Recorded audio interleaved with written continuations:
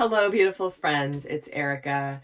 Today I'm going to be doing a video about what I believe is one of the most important things to pay attention to in your soul growth journey, and that is your shadows. And many of you guys, especially those of you who are in my Soul Growth Accelerator or who go on to watch my extended readings where I go a lot more in depth, you've already heard me talk about the shadows. I channel information about the shadows in those videos in particular. But I wanted to come on here and address it in a forum where we talk about why it's important to understand your shadow and how this plays a very crucial role in your ability to navigate life from a place of unity consciousness, from a place of balance, from a place of peace, and where we are much more present in our lives and in our day-to-day lives than when we are operating from our shadows. Now, first of all, our shadow energies. This is the side of ourselves that is the not so pretty side a lot of the time.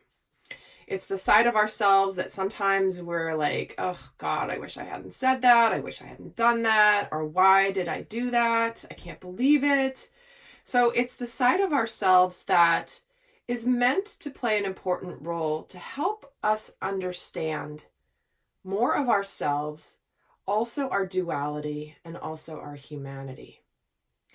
And I'm going to talk today about the two different types of shadows that I spend a lot of my time teaching about and understanding a little bit more in depth about what they are. And for those of you that are going to want to go more in depth on understanding how to work with the shadows and how to actually shift them, I will be doing an extended teaching video. That link will be down below. And we'll go more in depth and I'll give more details on what's in that video later. But just to plant that seed is if this is something that you've been really wanting and trying to understand in your life, it's like, yeah, I know I have my shadow side, but I don't know what to do with it, then this is the video for you. So first of all, what are the shadows, right? The shadows are things that essentially are part of a spectrum of energy. Okay, so if you think about a spectrum, right? You've got the light end and the dark end. You can think of even the light spectrum, right? You have full light and then you have all the way down to infrared and all that. So there's always a spectrum of things. And a lot of the way that I teach on this spectrum is with divine masculine and divine feminine energies, and also distorted masculine and distorted feminine energies. But you see it even in astrology. If you follow a lot of astrology or you're into astrology, you understand that, for example, even in the zodiac signs, like even in, for example, Aries, there's the strength and the light side of Aries when Aries is expressing the energy in a very divine way. But then there's also Aries in its shadow. So Aries in its strength and power and light is strong, independent, the leader, the go-getter, the person who makes things happen. But on the shadow aspect of Aries, for example, Aries can be very impatient. They can be a little stubborn. They can not like to admit they're wrong, right? And so it's still all Aries energy, or it's still all masculine energy, or it's still all feminine energy, but it's on a spectrum, okay? So our shadow is the aspect of that same energy, whatever lens you're filtering it through, whether it be astrology sign, whether it be masculine, feminine, whether it just be conscious, unconscious. The shadow energy is where we are more operating on the shadow, on the shadows operating on the shadow and on the shadow end of the spectrum. I mean, duh, right? But it's where we are operating more from our primal energies, our triggers, our unconscious mind. And so it's important to recognize when we're doing this in our own lives, because it's how we are going to express more of ourselves and who we are and what our gifts are and what we're really here to embody. And it's always present. I think that's one of the things that I've consistently wanted to emphasize to people, especially those of you who are very committed to your soul growth journey. And obviously, if you're watching my videos, you pretty much are, because I'm not, a mainstream, let's just tell you what's going on. I really focus a lot on growth and looking at the things that we need to learn about ourselves.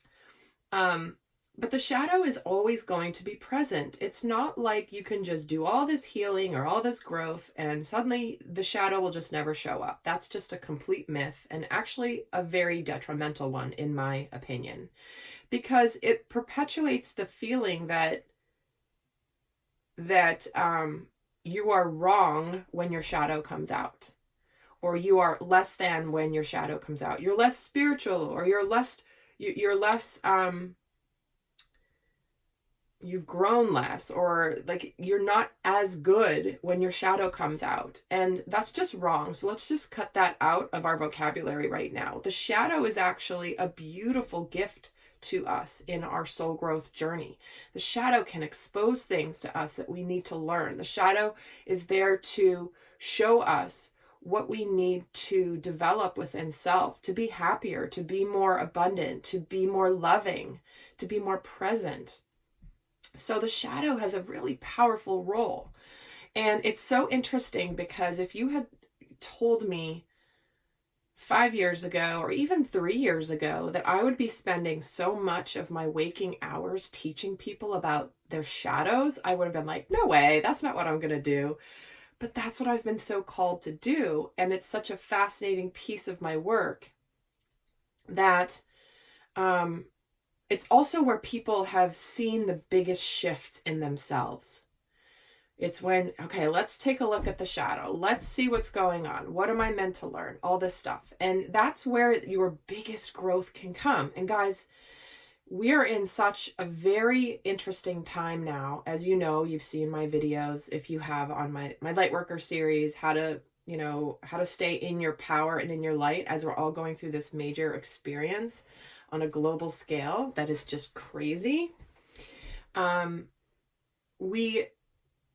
Understanding the shadow is how we can better navigate our lives, make friends with our shadows. This is not something to be avoided, because you know what happens when you avoid something, right? It just grows bigger and bigger because it keeps trying to get your attention for a reason, right? If you were to personify your shadow, it's this thing that just gets louder and louder and louder when you're not paying attention to it.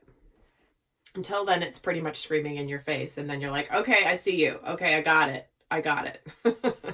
Right? We've all been in that moment where we're just like, okay, I hear you. I see it. Oh my gosh, right? So what I'm going to cover here in the rest of this video is talk about the two different types of shadows that I focus primarily on personally in my teaching and in my work. And we're talking about the conscious shadow, and we're going to talk about the unconscious shadow. Okay. The conscious shadow, this is where the sides of yourself that make you go, I wish I didn't do that, or, oh, I wish I wasn't like that, or, oh, I wish I could improve in this area. That indicates an aspect of yourself, of your shadow, that you are aware of. Obviously, it has entered the realm of your conscious mind. Now, what does this mean when it's in your conscious mind? It means you know this about yourself. You see this about yourself. You may not really love it about yourself, but you can admit, yeah, this is part of my personality, or this is part of what I'm trying to learn and grow through. It's also something where you may pay attention to when you are exhibiting this, and you notice it as you're doing it. Not always, but sometimes. But it's like you just know this about yourself. And you might even have been doing some work on this, right? You might even have been consciously going to counseling or therapy and understanding that side of yourself and how to show up differently because you've noticed it about yourself. That's our conscious shadow. And this is where we know, for example, that we're getting triggered, right? It's like something triggers us. We have a disproportionate response to the trigger, and we can recognize it and go, okay, I'm getting triggered again. This is right along. This is on that. This is on that thread within me that always acts out like this or something like that. So conscious shadow is just that. Something you're aware of, something you already know about yourself. Now, the unconscious shadow, this is where things get fascinating and tricky and more complex. But to me, the unconscious shadow is what, I don't want to say the most important, because it's how do you describe like and label one thing the most important, but it is among the most critical aspects of a soul growth journey, again, in my opinion. What is the unconscious shadow, right? This is the behavior that we exhibit that we don't even know we're doing. We don't even know we're doing it, completely don't know we're doing it. And even if somebody points it out to us, we flat out deny it. I don't do that. No, that's not me. You're crazy. No, I didn't do that. Or no, I don't think that. And don't think that doesn't quite apply. Erase that I just said that, because that's a different topic in and of itself. But this is that when somebody points it out. Now, those of you in my Cultivating Conscious Children audio program know that I teach a lot about this in that parenting program and understanding how the unconscious mind develops. And basically what it is this is the part of ourselves that has been programmed from birth to age 7. Birth through age 6. This is where we imprint on our subconscious mind. This is where we are like a tape recorder. Not that they make those anymore, but when they did, right? Those of you younger ones, you even know what a tape recorder is. But it's like where we just imprint everything that we're experiencing in our lives. We are observing around us. And this is where we form our belief system, our limiting beliefs, as many of you may know them as, right? These are the things that we have learned and told ourselves, like, I'm not worthy, or I'm not lovable, or around abundance, for example, rich people are not nice, so therefore I unconsciously don't want to be rich. So therefore then you create circumstances where you're not going to be rich or abundant or wealthy, because in your mind you've created a concept that says if I become abundant, I'm not going to be a nice person, and I don't want to be a nice person. I don't want to be a not nice person. So it's this critical time in our lives where we do imprint these unconscious beliefs. And this is also why I personally am so passionate about teaching conscious parenting, so that parents understand how to leverage those first 7 years of life to really develop the right belief systems within your children. But the unconscious is what we deny when somebody points it out. It's the same example of, for example, you're driving down the road, right? And you're deep in thought about something. And the next thing you know, you're like, holy crap, I just went through a light. Like I just went through a traffic light and I didn't even notice, right? And you freak out, you have that moment of freak out because you're like, holy crap, I could have gotten in an accident. Here's what's happening in that time frame. Your unconscious mind, which at this point is programmed to drive, to know how to actually look at the light, to look at the cars around you, to drive down the road and know that, okay, the light is green, I can go through this light. I'm going to look to make sure other cars aren't coming through. But because your conscious mind, what you were so deep in thought over, was operating over here, your conscious mind didn't connect to the fact that you did look, your eyes looked, you knew what to do. And so your unconscious mind at this point, because you've practiced driving so much, it's now part of your unconscious patterning. You actually were watching, but your mind doesn't remember that you were watching because you were so in your world over here. Okay, so that is an example of how the unconscious mind can interact or work in conjunction with the conscious mind. So The unconscious triggers is when other people point it out to us and we deny it. We go, no, we don't do that. And these unconscious triggers can come up especially when we are tired, when we're stressed, when we're in a hurry, and we just were like under tension. And this is where we're more in our primal brain and therefore more likely to have our unconscious shadow come out. Because you guys know what it's like. You know, when you're in a good mood, you're feeling present, you're feeling content, you're feeling in alignment. Honestly, the best of yourself comes out, right? You're like, you're funnier, you're kinder, you're just enjoying your life more.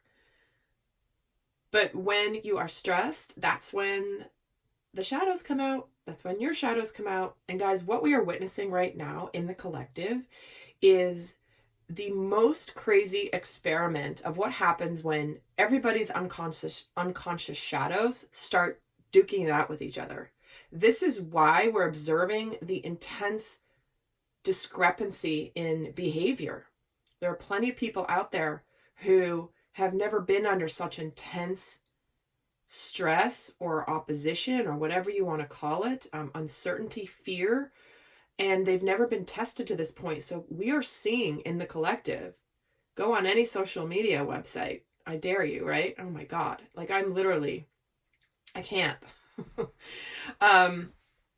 It's very hard for me, and I've created some ways to not have it be so difficult, but it's the energy. It's like the unconscious shadow energies are just flared up like nobody's business. And I know you guys have seen this. You may have even noticed it in yourselves. Okay. And it's okay, because this is why it's being brought to the light. You bring the unconscious to the light so that you can shift it. So, this is really the part of ourselves that we can shift, we can move through. And those of you, again, that have watched my videos in the extended readings and also in my Soul Growth Accelerator, you know what I'm talking about. And you've even heard me talk about it here on a little bit here in the videos on YouTube. But I hope that helps you understand the difference in the shadows and how they may play out, how you may recognize them, the different roles that they have. And so when we're talking about the unconscious, this is basically when somebody holds up a mirror and you don't like it.